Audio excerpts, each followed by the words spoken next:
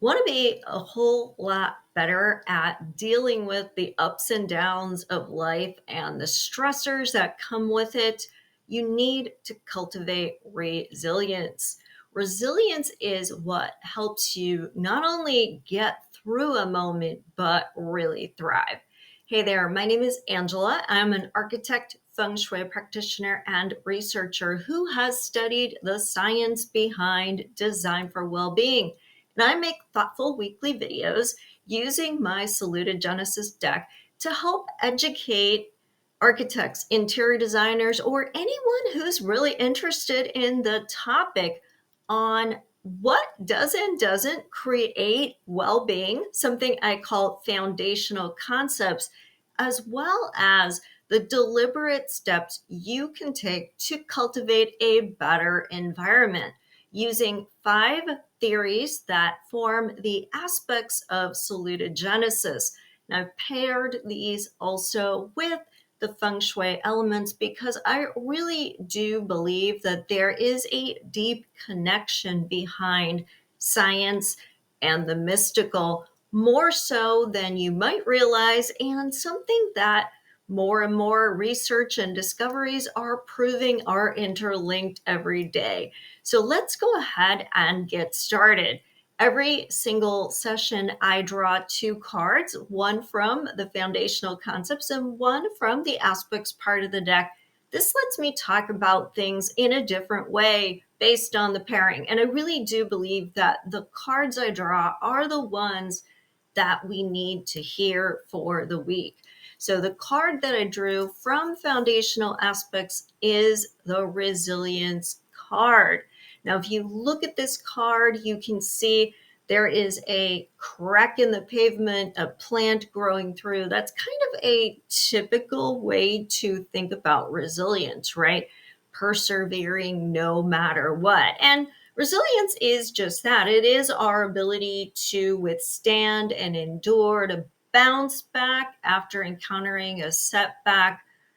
But the crack is part of the story. It's not just about overcoming that crack.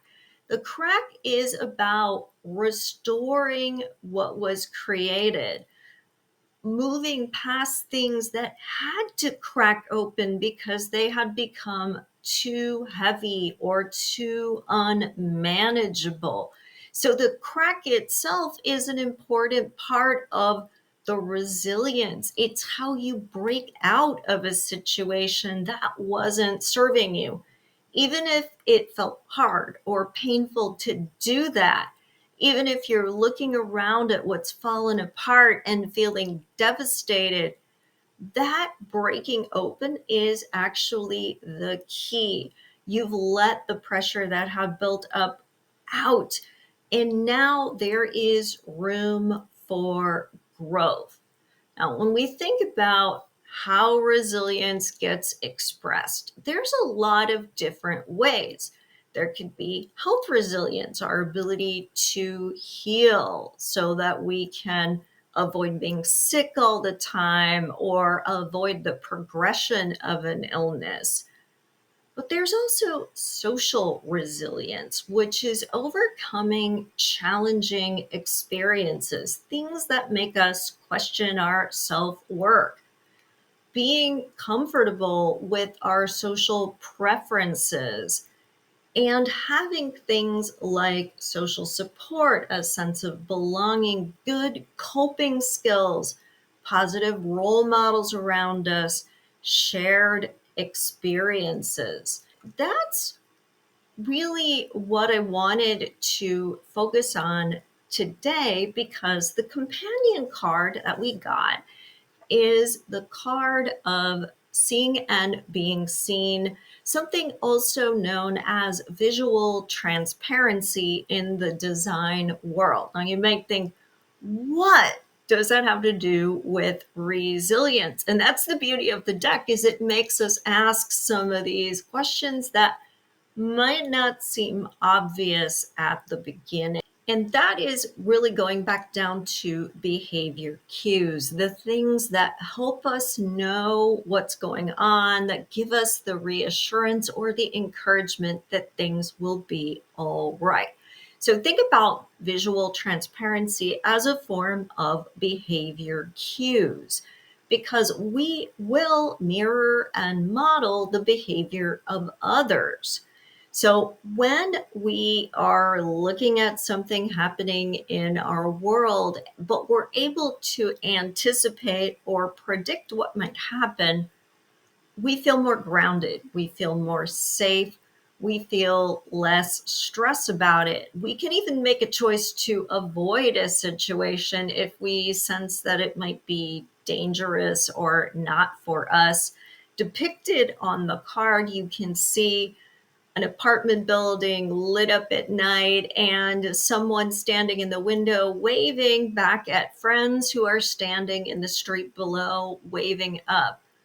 When you can see your friend, you have that happy feeling. You're excited to see them. You're excited for maybe having a chance to visit with them. You're reminded of good times you've spent together.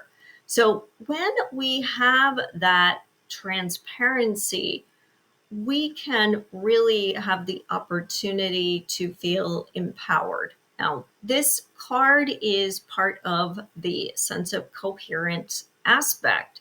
Sense of coherence is a theory that is based on how meaningful, how manageable, and how comprehensible our space is to us.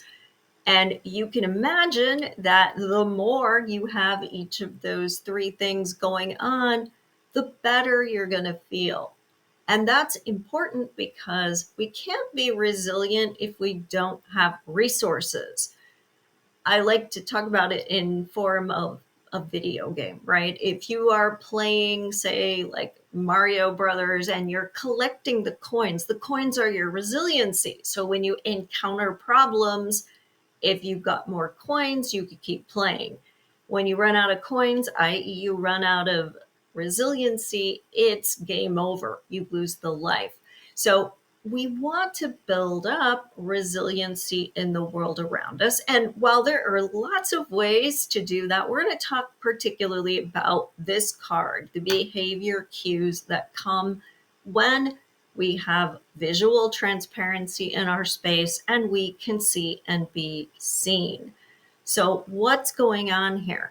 It means that when you're thinking about spaces that you're in, like for example, if you are approaching a building, it's really reassuring when the front of the building has transparency to it and you can see inside and you can see people moving around and you can see different activity happening.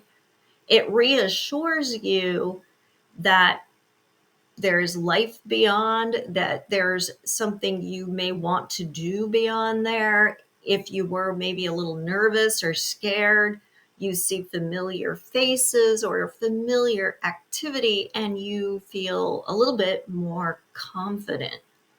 If you were approaching a room, how many times does it feel better if the door has what we call a light in it, which is one of those little windows, or maybe the door is glass, or there's a window next to the door? You can see into the room.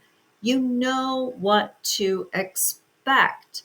You know how to behave. You know what you're going to find on the other side of that door versus if the wall was completely solid and the door was also completely solid. You'd have no idea what to expect. If you were walking down a corridor or walking down a street and there was a blind corner and you couldn't see what was happening up ahead, it might feel a little bit dangerous. You don't know what you're going to find or who you're going to find. You don't know what their intentions could be.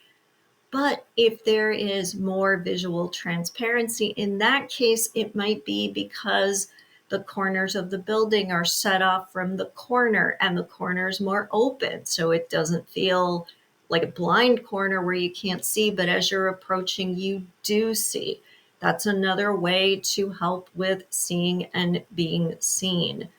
Other ways to help with seeing and being seen are to have opportunities for activities that have a certain comforting or predictable pattern associated with them. Like maybe it's a fitness class or exercise class or some other kind of movement, maybe an art class or people eating like in a restaurant. It always feels better when you can see that activity. It's why so many storefronts in urban areas do want you to see inside. They want you to get excited about what the potential is to join in the activity going on, as opposed to not knowing what's going on, which is going to make you ignore their shop and keep right on walking because you're less curious when you're dealing with something that is completely unknown. So, having that transparency also invites curiosity. It invites you to come in, to discover, to engage. Think about having activities available. It's why we like parks, we like playgrounds, we like water features because we can see the activity, we can see it at a distance. We can make a choice to come up and engage with it. And what to do is already laid out in front of us. So it's an opportunity to get involved, to engage. And just like that activity is a magnet for us, it is a magnet for other people. So part of that social resiliency is the fact that we can encounter other people.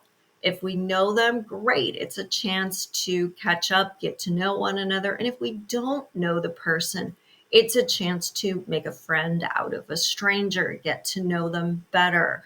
And through that social interaction, through that mirroring of positive activities that we are empowered to choose, remember, because the transparency let us see what was going on before we had to commit to it, we feel better about being in that space, being with those people doing that thing. And that is going to build up the social resiliency that we need to feel stronger as we deal with life's pitfalls. There have been a lot of studies specifically about loneliness, which is the opposite, of course, of social resiliency, that shows that our physical health actually suffers when we don't have social interaction.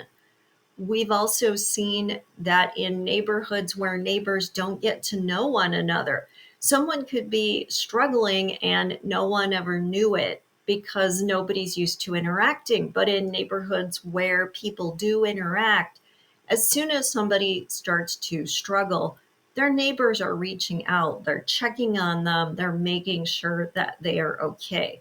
And social media is no substitute for the 3D world. So it's really important that we get out in the world and we build up that social resiliency, maybe now more than ever, when the nature of life is increasingly digital and interactions are very performative because they're staged. So it's much better when we can have those authentic face to face interactions, and having that visual transparency to spaces, that showcasing of activity helps to build up resiliency, which is how these two concepts mix together. So bet you thought I couldn't make them go together, but I just showed you how I did. And I hope that you learned something you can take away. If you did, the best way that you can support the channel is to keep coming back. Give me a like. Make sure you subscribe too, so you get a notification every time I have a new episode coming out. I really appreciate it, and I will see you next time.